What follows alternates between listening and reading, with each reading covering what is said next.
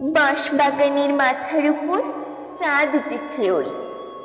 মাগো, আমার শোলক বলা কাজলা দিদি কই?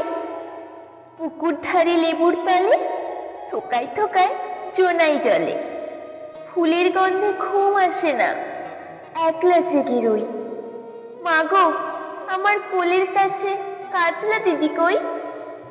সেদিন হতে দিদিকে আরে কেনই বা না ডাকো? দিদির কথায় আঁচল দিয়ে মুখটি কেন ঢাকো? খাবার খেতে আসি যখন দিদি বলে ডাকি তখন।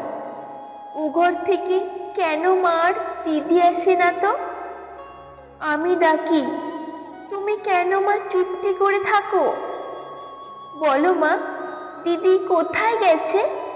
আসবে আবার কবে? কাল যে আমার নতুন ঘরে পুতুল বিয়ে হবে।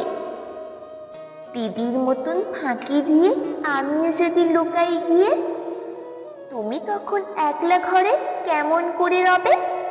দিদিও নাই, আমিও নাই, কেমন মজা হবে? ভুঁই চাপাতে ভরে গেছে শিউলি গাছের দল। মারাস নেমা পুকুর থেকে আনবি যখন জল। ডালিম গাছের ডালির ফাঁকে বুলবুলিটি লুকিয়ে থাকে। উড়িয়ে তুমি দিও না মা ছিঁড়তে গিয়ে ফল।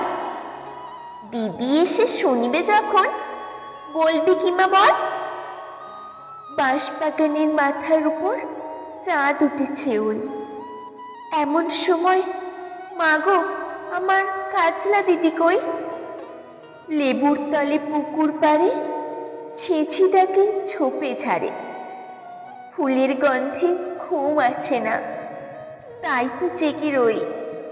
রাত্রি হলো, মাগো, আমার কাজলা দিদি কই?